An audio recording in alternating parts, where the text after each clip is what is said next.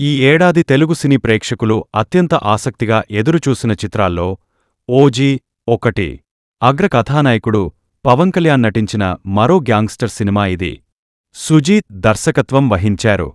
మరి ఓజాస్ గంభీర పాత్రలో పవన్ తెరపై ఎలా కనిపించారు? కథేంటంటే, అనగనగా ఒక రాజు. అతనికి రక్షణగా నిలిచిన ఓ యోధుడు. కాని శత్రువుల ప్రార్థనలు ఫలించి ఆ యోధుడు 10 ఏళ్లపాటు కన్నతండ్రిలాంటి రాజుకి దూరమవుతాడు. ఇదే అదనుగా శత్రు మూక చెలరేగపోతుంది. ఆ రాజుని ఇబ్బందులపాలు చేసి అతని రాజ్యాన్ని అక్రమ కార్యకలాపాలకి అడ్డాగా మార్చే ప్రయత్నం చేస్తుంది. రాజుకి, రాజ్యానికి కష్టం వచ్చిందని తెలిసాక ఆ యోధుడు మళ్లీ తిరిగొచ్చాడు. అతను వచ్చాక ఏం జరిగిందన్నదే ఈ కథ. ఇందులో రాజు ప్రకాష్ రాజ్ అయితే ఆయనకి రక్షణగా నిలిచిన యోధుడే పవన్ కళ్యాణ్. సత్యదాదాని, ఆయన రాజ్యంలాంటి పోర్ట్ని కష్టాల పాలు చేసేందుకు వచ్చినవాడే ఓమి ఇమ్రాన్ హష్మీ.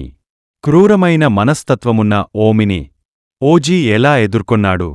ఓమి వెనక ఎవరున్నారు? అసలు ఈ ఓజీ ఎవరు? అతనికి జపాన్లోని సమురాయ్ వంశానికి సంబంధమేమిటి? తన పేరు చెబితే ముంబై అండర్ వరల్డ్ ఎందుకు గడగడలాడిపోతుంది? 10 ఏళ్ల తర్వాత కూడా మళ్లీ శత్రువుల్ని అదే స్థాయిలో భయపెట్టాడా లేదా తదితర విషయాలు తెలియాలంటే సినిమా చూడాల్సిందే.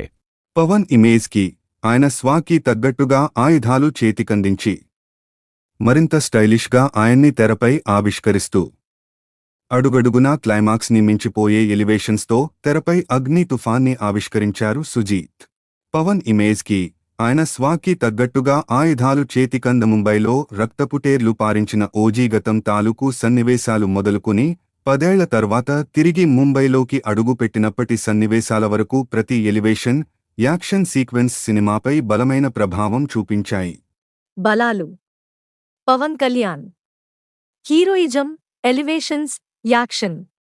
నేపథ్య సంగీతం, విజువల్స్. బలహీనతలు: ద్వితీయార్ధంలో కొన్ని సన్నివేశాలు, ఆసక్తి రేకెత్తించని కథనం.